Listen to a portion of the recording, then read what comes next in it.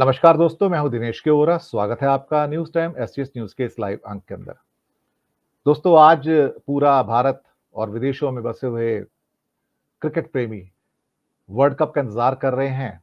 यानी कि आज वर्ल्ड कप फाइनल, भारत तीसरा विश्व कप जीतने के बहुत नजदीक। तो हमारी प्रार्थनाएं भी हैं, हमारी एक तरह से इल्तिजा भी है सारे प्लेयर से कि अपना पूरा दमखम आज लगा दीजिए और तिरंगे का मान बढ़ाते हुए आज विश्व कप फिर से उठाकर लेकर आइए। 1983 में हमने पहला वर्ल्ड कप जीता था, अगर दर्शक भूल नहीं गए, कपिल देव की कप्तानी थी। उसके बाद धोनी की कप्तानी में 2011 के अंदर मुंबई के वानखेड़े में हमने वर्ल्ड कप जीता था। तब विराट कोहली नए-नए आए थे और उन्होंने सचिन को अपने कंधे पर उठाकर पूरे वानखेड़े का चक्कर काटा था। बहुत प्राउड वाले क्षण थे और अब खास तौर से अहमदाबाद के स्टेडियम में आज जब फाइनल होगा तो मुझे लगता है कि ऐतिहासिक होगा और सबकी सांसें क्या कहते हैं कि रुकी हुई होंगी कि अल्टीमेटली क्या रिजल्ट होगा। बस हम यही कहेंगे, जो बेहतर खेले वो जीते, क्योंकि खेल भावना बहुत ज़रूरी है। खेल में कोई जीतेगा, कोई हारेगा, ये तो पक्की बात है। लेकिन किसी भी चीज़ को प्रेस्टीज इश्यू खेल के मैदान में ना बनाया जाए कि सिर्फ हम ही हम हैं, क्योंकि सामने वाले जो हैं वो 8वीं बार फाइनल में पहुंचे हैं। ऑस्ट्रेलिया की टीम मेंटली दुनिया की सबसे टफ टीम मानी जाती है। 5 बार के वर्ल्ड चैंपियन है वो टीम, दुनिया में अकेली ऐसी टीम है जो 5 बार वर्ल्ड चैंपियन रह चुकी है और इसके अलावा 2 बार फाइनल्स में वो हार भी चुकी है। ये उनका 8वां फाइनल होगा। तो लेट्स सी कि ऊंट किस करवट बैठता है, लेकिन हमारी प्रार्थनाएं भारत के लिए है, इसलिए मैं भी आज तिरंगे की ड्रेस में हूं। मैं सबसे पहले विषय पे आने से पहले स्वागत करूंगा डॉक्टर अनिल जैन जी का और सुजाता पॉल जी का। बहुत बहुत धन्यवाद, आपने समय निकाला, हमारे साथ जुड़े। बात करेंगे आज भारत के ऊपर नहीं, भारतीयों के ऊपर बढ़ते हुए कर्जे की, कि हमारे परिवार और हम जो कर्जे के जाल में डूबे हुए हैं, जहां हम ईएमआई पे ईएमआई दिए जा रहे हैं, कभी मकान की ईएमआई, कभी कार की ईएमआई, कभी माइक्रोवेव ओवन की, कभी फ्रिज की, कभी टीवी की, कभी मोबाइल की। और हाँ, बहुत सारे भारतीय ऐसे हैं 100 करोड़ के करीब, जो ये छोटे-छोटे लोन लेते हैं अपने घर के खर्चों के लिए, डॉक्टर के बिल चुकाने के लिए, अस्पताल के बिल चुकाने के लिए, अनाज खरीदने के लिए, जो उनकी ज़रूरत का आटा, तेल, चावल, पानी होता है, और घर की छोटी-छोटी चीज़ों के लिए, बच्चों की फीस भरने के लिए, उनकी बस के पैसे भरने के लिए। जैसे कि अभी बिहार के कुछ रिजल्ट्स आए थे, आर्थिक आंकड़े आए थे, जहाँ पर 1/3 जो बिहार की फैमिलीज़ हैं, उनकी पर मंथ की इनकम सिर्फ ₹6000 है। तो 6000 में वो क्या करेंगे? खाना भी कैसे खाएँगे? स्कूल कैसे बच्चों को भेजेंगे? बीमारी का खर्चा कैसे देंगे? बाकी मकान की तो बात ही भूल जाइए। और और जो दूसरे 30-35% जो लोग हैं, उनकी इनकम सिर्फ 6 और 10,000 के बीच में है। तो भारत की लगभग 100 सवा सौ करोड़ जनता ऐसी जनता है, जो ऑलमोस्ट हैंड टू माउथ है और उसको 1 महीने में थोड़ी-सी कमाई ना हो जाए, तो उसके भूख मरने के लाले पड़ जाते हैं। यहाँ पर कुछ मैं आंकड़े आपके सामने रखना चाहूँगा कि आरबीआई के कुछ नए नॉर्म्स आए हैं, जिसने भारतीयों को एक बार फिर से साहूकार के जाल में एक तरह से फेंक दिया कि जाओ आप उसके जाल में चले जाओ। कुछ चीज़ें बताता हूँ कि प्रोविजनिंग के नॉर्म्स चेंज हो गए। आरबीआई चिंतित है कि जो अनसिक्योर्ड लोन्स हैं, वो टोटल लोन्स का लगभग 30% होते जा रहे हैं, यानी कि वो लोन्स जिनके अगेंस्ट में कोई वारंटी गारंटी नहीं होती, मॉर्टगेज नहीं होती, और उसके अंदर ये जो चीज़ें होती हैं खास तौर से जैसे कि आपने स्कूटर का, टू व्हीलर का लोन ले लिया या टीवी का, फ्रिज का। कई बार एग्रीकल्चर के जो इनपुट्स होते हैं, बीज खरीदने के लिए, खाद खरीदने के लिए पैसे नहीं होते, तो उसके लिए भी लोन लेना पड़ता है। तो अब इसके प्रोविजनिंग ऐसी की गई कि अगर आपको ₹100 का लोन देना है बैंकों को, तो वो ₹125 रिजर्व में रखेंगे अपने पास, वो ताकि ये रिस्क फ्री हो जाए। और एनबीएफसी के ऊपर बहुत बड़ी चोट आई है, जैसे कि जिसको कि नॉन बैंकिंग फाइनेंस कंपनी कहते हैं, कि अगर आपको ₹100 का लोन देना है तो आपको ₹150 यानी कि 150% का प्रोविजनिंग करना पड़ेगा, जिसको रिस्क प्रोविजनिंग कहा जा रहा है। तो ये अपने आप में एक बहुत बड़ी रिस्क की बात है यहाँ पर। इसके साथ ही में जो लोन्स जो पेमेंट नहीं किए जा रहे हैं, क्रेडिट कार्ड के लोन्स की जो खास तौर से जो डिफ़ॉल्ट्स हैं, जिनकी जिन्हें आउटस्टैंडिंग कहा जाता है आरबीआई के मुताबिक, बढ़कर 30% पे आ गए हैं। 30% लोन्स आर आउटस्टैंडिंग, यानी कि डिफ़ॉल्ट हो चुके हैं। अब क्रेडिट बूम जो है, चिंता में डालने वाला है, खास तौर से गोल्ड लोन और पर्सनल लोन, क्योंकि ये बिना कोलैटरल, बिना सिक्योरिटी के आते हैं और यहां पर उनकी फिक्स्ड इनकम भी नहीं देखी जाती है। शायद यहाँ के सहारे वो जीने की कोशिश कर रहे थे, अपने जीवन यापन की जो गरीब कोशिश कर रहे थे, वो सहारा भी उनसे छीन लिया गया है। सेविंग्स वैसे ही डाउन है, इंडिया की 5.5% पे आ गई है। इनकम ग्रोथ लो है। फेस्टिवल डिमांड वेरिड है, कुछ चीजें बिकी, कुछ नहीं बिकी। साथ में ही बैंक का क्रेडिट 15% बढ़ा है, लेकिन एक पन्ना पलट दो तो तस्वीर कुछ और निकलती है कि 15% की ग्रोथ तो हुई है, लेकिन 23% के जो लोन बढ़े हैं वो पर्सनल लोन बढ़े हैं, और 22% जो लोन बढ़े हैं गोल्ड लोन बढ़े हैं। यानी कि लोगों को पर्सनल और गोल्ड लोन जरूरत कब पड़ते हैं? जब आप बिल्कुल सप्रेस्ड हो जाते हो, आपके पास कोई चारा नहीं बचता। और गोल्ड लोन यानी कि आप बिल्कुल हताशा की स्थिति में हो, जब घर का सोना लेके आप गिरवी रखते हो और उसके बाद लोन समझ लेते नहीं हो, आ रहा शायद ये मैं। सबसे एक वर्स्ट कंडीशन हो जाती है। लेकिन जो इंडस्ट्री की ग्रोथ है क्रेडिट की, वो म्यूटेड है, सिर्फ 6.1% पे है। ये वरीसम है, क्योंकि ग्रोथ यहां होनी चाहिए थी और यहां पर ग्रोथ नहीं है। एक और आरबीआई का आंकड़ा आता है, जो एवरेज मंथली इनकम भारत में इस समय 12,700 से ड्रॉप होकर 11,600 पे आती है। ये ध्यान रखिएगा इस बात को। 12,700 से ड्रॉप होकर 11,600 आती है, और average daily ways in rural areas, गांव में 409 रुपए से घटकर 388 रुपए पे आती है। ये आंकड़े दर्शक मित्रों आपको कहीं और नहीं मिलेंगे। न्यूज टाइम आपको ये आंकड़े हमेशा प्रतिदिन देता रहता है। बहुत सारी चीजें, गवर्नमेंट की इन्वेस्टमेंट ठीक चल रही है, कैपिटल इन्वेस्टमेंट कहते हैं। प्राइवेट इन्वेस्टमेंट लो है।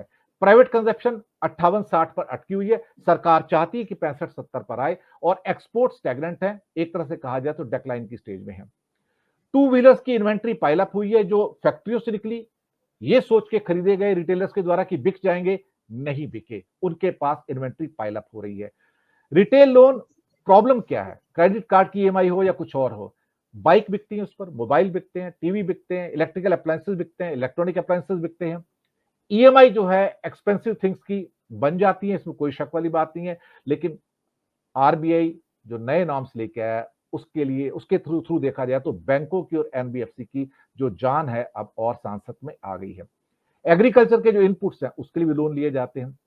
यानी कि अगर आपको अब बैंकों से और एनबीएफसी से लोन नहीं मिलेंगे तो आप कहां जाएंगे? आप साहूकारों के पास जाएंगे। साहूकार आपको लोन कैसे देंगे? जैसे आपने मदर इंडिया फिल्म में देखा होगा कि हाँ, वहां पर आपको खून चूस लेते हैं।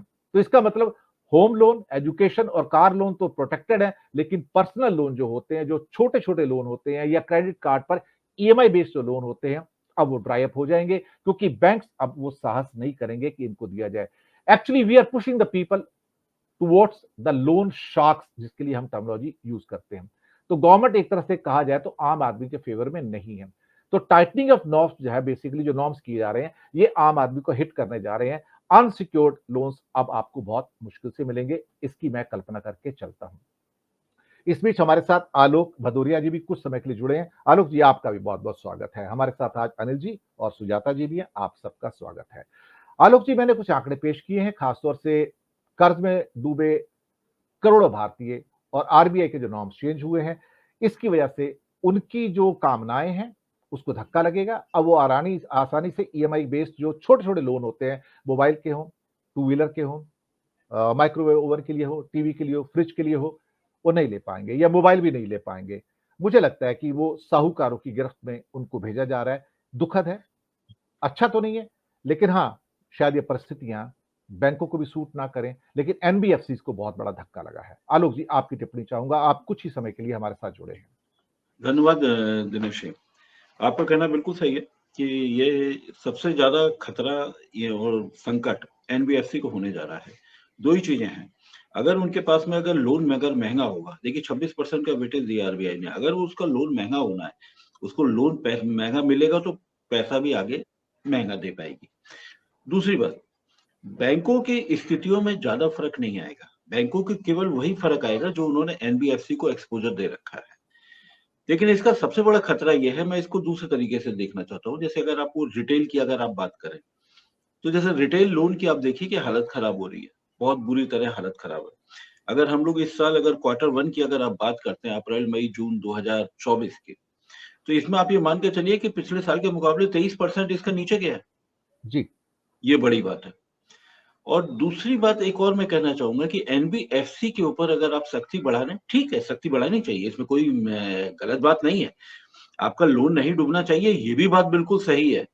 लेकिन फिर वो कौन सी नीति है कि जब 2019 में 2019 में आप तय करते हैं कि जब एनपीए होगा तो वो टेक्निकली राइट ऑफ नहीं होगा, और 2023 में 3 साल के बाद अचानक आपको कौन-सा सपना आता है, आप उसको राइट ऑफ कर देते।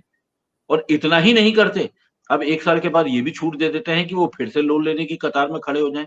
यानी कुल मिलाकर जो ये अवधारणा है कि जो सूटेड बूटेड की सरकार है, ये केवल कॉर्पोरेट्स के लिए काम कर रही है, बिल्कुल सही है। अगर एनबीएफसी, आप ये मान करके चलिए कि तमाम जगह बैंकों को, एमएसएमई को भी, माइक्रो को भी और स्मॉल को भी, इन सबको ये डिक्लाइन कर देते हैं बैंक के लोन देने से, तो बेचारे फिर वो एनबीएफसी के पास में जाते हैं। अब स्थिति ये है कि अगर एनबीएफसी के पास में भी अगर पैसा नहीं आएगा, तो स्थिति बिल्कुल सही है कि ये फिर वो छोटे साहूकारों के पास में चले जाएँगे। जो इस तरीके से तमाम लोग जो लोन देने का काम करते हैं, वैसे क्रेडिट कार्ड की कंपनियों को भी आप कम मत समझिए। ये भी 2.5 से 3% महीना चार्ज करती हैं अगर आप डिफ़ॉल्ट करते हैं तो। तो महीने का, साल का 30 से 40% के बीच में ये वसूली है इनकी। जी, तो लगभग ऐसी ही वसूली। यहाँ पर ये है कि ये ब्लू कॉलर है, टाई लगाकर वसूली करते हैं। और वो बेचारे एनबीएफसी के वाले लोग हैं, वहाँ पे जो साहूकार हैं, वो थोड़ा-सा डंडे के ज़ोर पे करते हैं। फ़र्क दोनों में कोई भी नहीं है। नियत और तरीका दोनों यही है। इससे एक चीज़ जो मुझे समझ में आती है, मेरे पैनलिस्ट भी बताएँगे, अगर मैं गलत हूँ तो मेरे को टोक सकते हैं। मुझे ऐसा लगता है कि ये फाइनेंस वाले सेक्टर में भी देखिए 2 चीज़ें। एक तो ये कि जब से ये बेसल III नॉर्म्स लाया गया है, तब से ये बैंकों को इकट्ठा किया गया, जोड़ा गया है ये। ये इसलिए किया गया था ताकि बेसल III नॉर्म्स के तहत आपकी कैपिटल एडिक्वेसी रेशियो आपके पास मेंटेन रहे। मतलब आप रिस्क वेटेज आपका बढ़ जाता है, वो तो बात ठीक है। लेकिन ये जो तरीका है कि छोटे प्लेयर्स को मार्केट से बाहर करने का, ये कैसे होगा? आज कितने किसानों को आपको ये बैंकें लोन देती हैं? आप ये देखिए, अगर वो ट्रैक्टर का भी अगर आप लोन लेना चाहें, तो अगर आप डाटा उठा के देखें तो सबसे ज़्यादा वो वहाँ तो एनबीएफसी से उनको लोन मिलता है, जी। बाकी जगह से नहीं मिल पाता वो। तो बैंकें तो डिक्लाइन कर रही हैं, तो अगर बैंकें डिक्लाइन कर रही हैं, अब यहाँ पे एक ये भी चीज़ बहुत इम्पोर्टेंट है। अब बैंकों का अगर एनबीएफसी में अगर एक्सपोज़र दें, तो मैं इसके डाटा मैं आपको बताता हूँ, उसका करीब 7.4% है। बैंकों का जो टोटल लोन है, उसमें उन्होंने एनबीएफसी को केवल 7.4% का एक्सपोज़र उसको। ये चीज़ खतरनाक है। लेकिन ज़्यादा खतरनाक वो है, पर कैपिटा इनकम जिस तरीके से घट रही है और क्रेडिट कार्ड का जो ये लोन बढ़ रहा है, इसको तमाम तरीकों से देखिए। अब जैसे एक ऑटोमोबाइल सेक्टर का एक में बहुत बड़ा दिलचस्प उदाहरण है। मीडिया में, चाहे वो इलेक्ट्रॉनिक हो, चाहे वो प्रिंट हो, बड़े धूमधाम से दिया जाता है कि इतनी कारें डिस्पैच की गई, लेकिन बिकती नहीं है वो। दिखती नहीं है। वो कंपनियां सारा स्टॉक लाती हैं और अखबारों में दे दिया जाता है। भाजपा के सरकार के मतलब कसीदे करने लगती हैं और इतनी गाड़ियां बिकी, इतनी, वो बिकी नहीं है, वो अर्ध सत्य है। तो वैसा ही अर्ध सत्य है जैसे अश्वत्थामा मारा गया, क्योंकि सर, आपके टू वो टू गोडाउन में। व्हीलर की टू व्हीलर्स की इतनी इन्वेंट्री बढ़ चुकी है, जो फैक्ट्रियों से एग्जिट तो हो गया, गवर्नमेंट के आंकड़ों में आ गया, जीएसटी हो गया, लेकिन वो जितने रिटेलर्स बेचने वाले टू व्हीलर्स के, मोटरसाइकिल, स्कूटर, वो पड़े हुए हैं, बिकते ही नहीं सर इस सीजन में। ये बिल्कुल, हाल हो गया तो सर। आपको ये जो सियाम के जो आंकड़े हैं, उन आंकड़ों को भी गंभीरता से देखना पड़ेगा। और लेकिन एक बात है, आम लोग नहीं समझ पा रहे, ये दिक्कत है। वो समझ आ रहे हैं वो गाड़ियाँ बिक रही हैं, गाड़ियाँ बिक रही हैं। अरे गाड़ियाँ नहीं बिक रही हैं, उनकी गोडाउन की स्पेस भर रही है। वो बेचारे बेच नहीं पा रहे हैं वो, ये स्थिति है। और ये केवल ऑटोमोबाइल सेक्टर में नहीं है, ये आपका जो अगर कंज्यूमर ड्यूरेबल्स की अगर हम बात करें तो वहाँ भी है। आपके एसी, आपके वॉशिंग मशीन, आपके रेफ्रिजरेटर, कंपनियां, चाहे वो मल्टीनेशनल कंपनी हो चाहे यहाँ की अपनी कंपनियां हो, ये बाकायदा अपना ऑर्डर बुक भरती हैं और सारा का सारा डीलर्स के माथे छोड़ देती हैं। तभी वो डिस्काउंट भी देते हैं कि किसी तरीके से कम चीजें ऐसा लगे कि बढ़ रही हैं। दिक्कत ये नहीं, दिक्कत बस सिर्फ यही है कि सरकार का कोई इरादा एक आम लोगों को उनकी ज़िंदगी आसान बनाने के लिए नहीं दिखता। अब इनको चाहिए सिर्फ़ बड़े प्लेयर केवल एक वही करें, वही सब कुछ करें। मतलब वो सारा का सारा नेटवर्क उनके हाथ में आ जाए, सब कुछ करें। यानी आपको हल्दीराम की भुजिया ही आपको चाहिए, वो बेचारा जो हमारा छोटा-सा जो बिजनौर में या जो कहीं अंधेरी में जो बनाता होगा बेचारा नमकीन वाला, वो तो मैदान से बाहर हो जाएगा। क्योंकि आपने जीएसटी भी तो उसी की सहूलियत के लिए लगा रखी है, वो बेचारा कहाँ से मेंटेन कर पाएगा? कैसे अपना विज्ञापन, अपना प्रचार कर पाएगा? और लोग भरोसा क्यों करेंगे? एक प्रचार ये भी तो है कि भई सारा भाई मल्टीनेशनल कंपनी है, बड़ी कंपनी है तो उसका ठीक होगा। एक ऐसे ही देखिए, एक आपका अगर हम लोग एफएमसीजी की अगर बात करें, तो इस सेक्टर में आप देखिए आजकल बड़ा पैक, आज से 2 साल पहले 3 साल पहले था बड़ा पैक यानी सस्ता पैक, बड़ा पैक सस्ता पैक। अरे भई आप कैलकुलेट करके तो देख लो कि अगर 200 ग्राम की चीज कितने की मिल रही है और 1 किलो की कितने की चीज मिल रही है, 5 किलो की कितने की मिल रही है, क्या कोई फर्क है? तमाम स्पाइसेस से लेकर पल्सेस से लेकर तमाम आपको स्नैक्स में और ये सब तमाम जगह आपको ये चीज मिलेगी। ये बड़े पैक सस्ते नहीं रह गए हैं। तो यानी कुल मिलाकर एक आदमी एक असहाय है और कुछ नहीं है, बस उसकी केवल एक यही स्थिति है।